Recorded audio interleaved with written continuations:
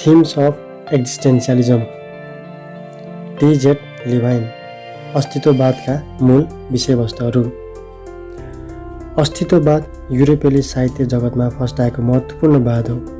यस सिद्धान्तको पूर्वरूप जर्मन दार्शनिक हुर्सेल, हेडेगार तथा मेनमार्केली चिन्तक किर्केगार्डका विचार तथा चिन्तनमा भेटिन्छन्। फ्रान्सेली चिन्तक स्रष्टा जापल सार्त्रका माध्यमबाट अस्तित्ववादीहरू ईश्वरवादी आस्तिक र निश्वरवादी नास्तिक गरी दुई ध्रुवमा देखा पर्दछन्। जापल सार्त्र निश्वरवादी र अस्तित्ववादका अगुवा हुन्। किर्केगार्ड भने ईश्वरवादी र अस्तित्ववादका प्रमुख चिन्तक हुन्।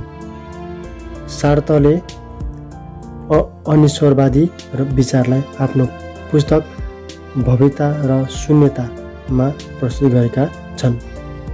उक्त पुस्तकमा उनले आफ्नो सैद्धान्तिक अवधारणा सशक्त रूपमा अभिव्यक्त गरेका छन्। सार्त्रले मान्छेले वातावरणको दासत्वलाई स्वीकारेर मात्र आफ्नो अस्तित्व प्राप्त गर्दछ भन्ने मान्यता अघि सारेका छन्।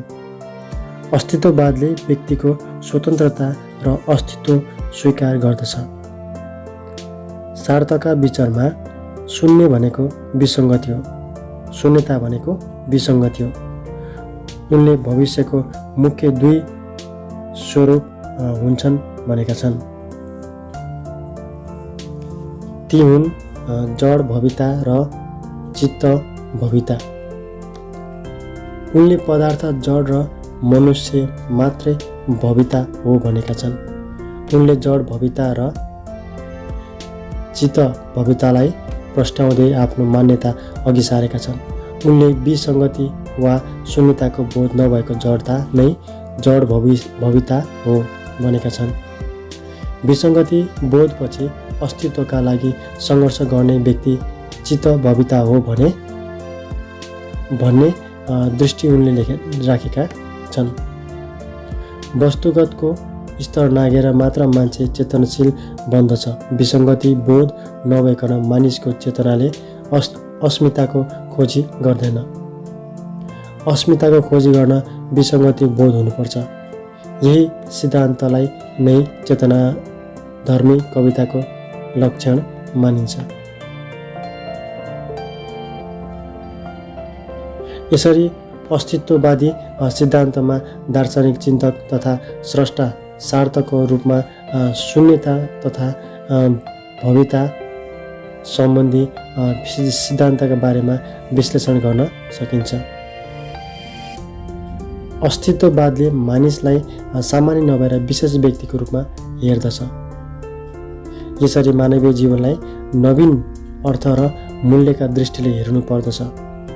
यसले सांसारिक विसङ्गति, विकृति र निस्सारका बीच पनि सचेत भएर हिँड्नुपर्ने कुरालाई मानवीय कर्तव्य ठान्दछ। यसले व्यक्तिको स्वतन्त्रतालाई केन्द्रबिन्दुमा राखेर चर्चा गर्दछ। यसै क्रममा अस्तित्ववादले व्यक्ति वा आत्मनिर्णय तथा आफ्नो आदर्श आफै स्थापना गर्ने मान्यता अघि सार्दछ। यस सिद्धान्तले पीडा र मृत्यु जस्ता कुरालाई स्वीकार्दै मानवीय कर्म र प्रगतिमा जोड दिन्छ। यसले अस्तित्वको अनुभूति मनुष्य विश्व सिवाय प्रणालीले गर्दैन।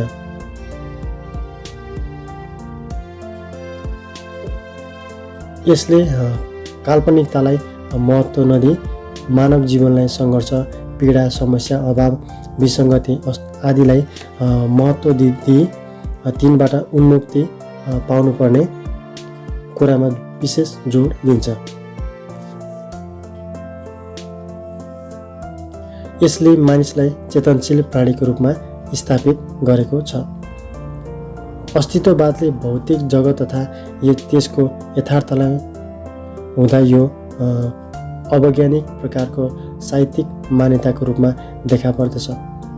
यसले व्यक्तिको स्वतन्त्रतालाई अत्याधिक महत्त्व दिने हुँदा यसबाट उशृङ्खलता, विशृङ्खलता, अराजकता, असामाजिकता, अश्लीलता, नकारात्मकता हाँसोन्मुख जस्ता चिजहरू